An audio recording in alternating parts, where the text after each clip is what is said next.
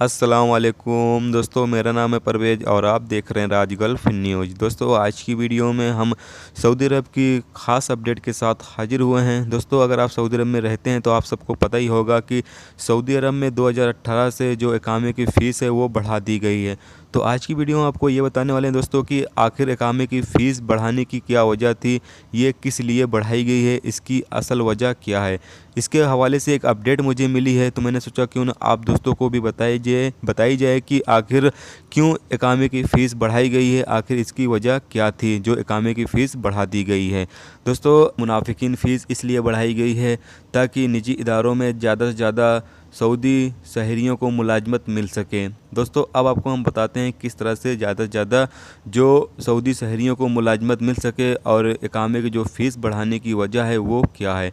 दोस्तों, यहाँ पर दो तरह की बातें हो जाती हैं। एक तो अजनबी अगर है तो उसका इकामा महंगा हो जाएगा, तो जाहिर सी बात है वो सऊदी से महंगा पड़ने लगेगा। सऊदी से जब महंगा पड़ने लगेगा तो मजबूरी में ही कंपनियां जो हैं उसको, यानी जो अजनबी होगा उसको हटाकर सऊदी शहरियों को रखना पड़ेगा। तो इसी वजह से ये जो इकामा है कि जो फ़ीस है उसको इसी वजह से ही महंगी की गई है ताकि ज़्यादा से ज़्यादा जो सऊदी नौजवान हैं, सऊदी शहरी हैं, उनको मुलाजमत दी जा सके। जब सऊदी शहरी सस्ता पड़ेगा, अजनबी महंगा पड़ेगा, तो कंपनी खुद अजनबियों को निकाल कर सऊदी शहरियों को ही मुलाजमत पर रखेंगी। दोस्तों, आपको ये बताया चलें कि जो सऊदी शहरी मुलाजमत करेंगे वो बड़ी बड़ी पोस्ट जो होंगी उन पर ही काम करेंगे। ये नहीं कि जो हेल्पर का काम है वो भी करेंगे, ये वो सब काम नहीं करेंगे।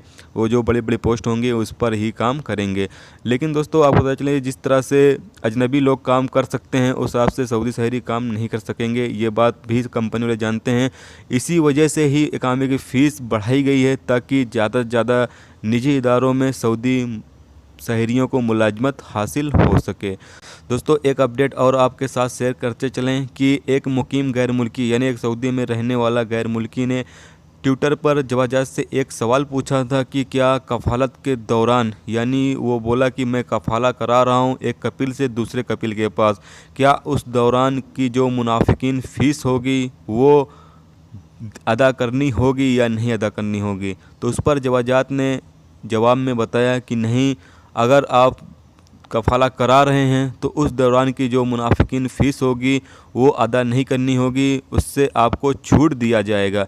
यानी कि दोस्तों, अगर आप कफ़ाला कहीं कराते हैं उस दौरान जो आपकी मुनाफिकीन फ़ीस होगी उससे आपको छूट दिया जाएगा। उस जो कफ़ालत के दौरान की फ़ीस जो होगी, मुनाफिकीन फ़ीस होगी, वो आपसे नहीं ली जाएगी। तो ये थी दोस्तों सऊदी अरब की कुछ खास अपडेट जो सोचा आप दोस्तों के साथ शेयर किया जाए। तो उम्मीद करता हूँ दोस्तों ये वीडियो आपको पसंद आई होगी। पसंद आई है तो प्लीज़ वीडियो को लाइक करना, मेरे चैनल पे नए हो तो प्लीज़ चैनल को सब्सक्राइब कर लेना और साथ में बेल के आइकन को भी ज़रूर इनेबल कर देना। मैं कोई न्यू वीडियो डालूँ उसका नोटिफिकेशन आप दोस्तों को मिलता रहेगा, जिससे आप दोस्त मेरी वीडियो को सबसे पहले देख सकते हैं। चलिए दोस्तों, फिर मिलते हैं नेक्स्ट वीडियो में नेक्स्ट टॉपिक के साथ। जब तक रखिए अपना ख्याल रखिए। खुदा हाफिज़।